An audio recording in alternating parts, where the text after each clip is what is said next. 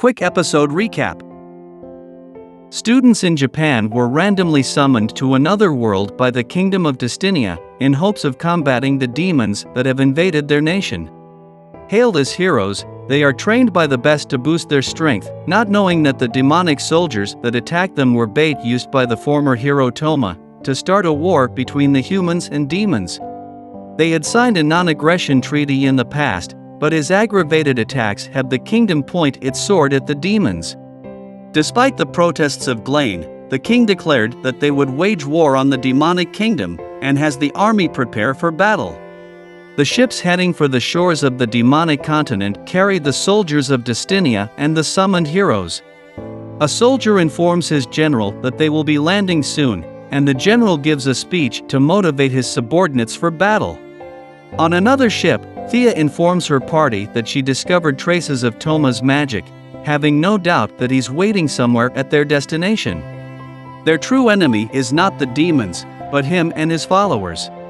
Unfortunately, no one is likely to believe them, and they would be accused of being spies if they tried to argue otherwise. Despite knowing it's a meaningless war, they can do nothing to stop it. There's been no news from Setsu, but Yuhi knows he's out there doing his best to stop the war. Recalling their moment together prior to him leaving for his journey, and Setsu's declaration that he wants to protect everyone, Yuhi places deep trust in him. The party concludes that their best course of action is to stall for time until Setsu can arrive. They will fight to prevent casualties as much as possible. With that, the party is ready to win back the peace. The ships start to dock, and the soldiers begin their charge at the demons. They are bombarded with magic to prevent their approach, but the magicians return fire, destroying the defenses and allowing easier entry into the demons' camp.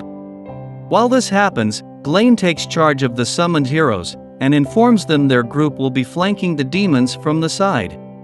Thea warns everyone to not chase after fleeing or injured enemies, and they wait for the demons to be distracted before charging forward. Setsu's party does their best to incapacitate the enemies, but the newly summoned heroes hesitate in the face of battle. They believe it's a do-or-die situation, and everyone separates to fight their own fights, leaving a scared girl alone. A demon sneaks in to attack her during her confusion, but Yuhi rushes in to protect her, as the girl apologizes for being useless. She then witnesses a group of guys surrounding a downed demon. Believing that he will have to kill, he prepares to finish him off, but is interrupted by Yuhi. She believes it's wrong to kill someone unable to fight back, but this is war, to kill or be killed. As she continues to argue her views, they suddenly hear a laughing voice in the distance which mocks her for her idealism in the midst of war. Summoning circles start to appear throughout the sky, and magic soldiers begin to drop out from them. Yuhi immediately recognizes them, remembering the time Setsu protected her from its attack.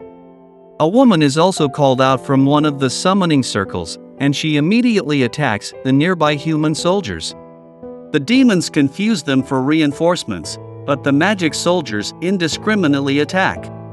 The situation is starting to get out of hand, and the party realizes that the magic soldiers actually contain people.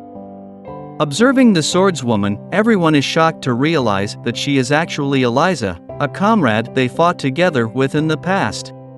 Melawar shows herself to the party and happily states she made Eliza into her doll. She suggests everyone to become her puppets as well, so that they could all stay together forever. The angered Elka rushes to attack her, but Melawar blocks her using Eliza. Under the control of her marionette magic, Eliza is unable to recognize her former allies. Melawar then slashes her wrist and fans her blood out on the ground. Thea notes that the blood is not normal and is actually concentrated magic power.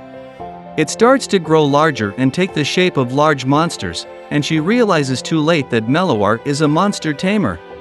The monsters begin to rampage against the party, but they are still no match against them. When the magic soldiers also begin to attack, Thea quickly covers for Glain, easily blowing everything away. Yuhi also proves her strength to them, and everyone regroups, leaving only Melawar and Eliza. This irritates her, angry they are so strong without any drugs or modification. She orders Eliza to attack, and Glain steps forward to face her, quickly knocking her out with his sword. Elka then charges at Meloir and pierces her through the chest, destroying her magic organ and declaring the fight is over. She states this is the price she must pay for starting a war and begins to walk away. However, Meloir refuses to die and slowly gets up, shocking the others as they notice her magic power rising despite her source of magic being destroyed. She reveals that her body has been modified, containing an extra lung, heart, and magic organ. She and the others were experimented on to be used as weapons, but Toma was the one that freed them from their miserable fate. In order to destroy such a corrupt world, she wishes to fight for him. Meloir creates another summoning circle, going well past her limits, likely at the cost of her life. What comes out is a large amalgamation of monsters, a chimera. She leaps on top of it, and uses a technique to fuse half her body with the monster, fueling her magic power into it with her remaining life force.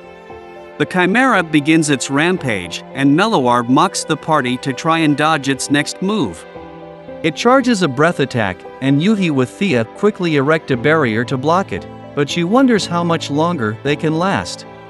Thea is exhausted at this point, and the others begin to lose hope, but Eliza suddenly appears behind Meloir and thrusts her sword through her chest once again. She sheds a tear and hugs Meloir, calling her Amel. Eliza recalls the memory of her time together with her, wanting to have spent more time with her, even wanting Amel to treat her like family. This was a precious moment for her, and she continues to hug her as Meloir dies and gradually hardens into stone. Eliza's injuries are serious, but luckily she isn't in life-threatening condition and can survive with some healing.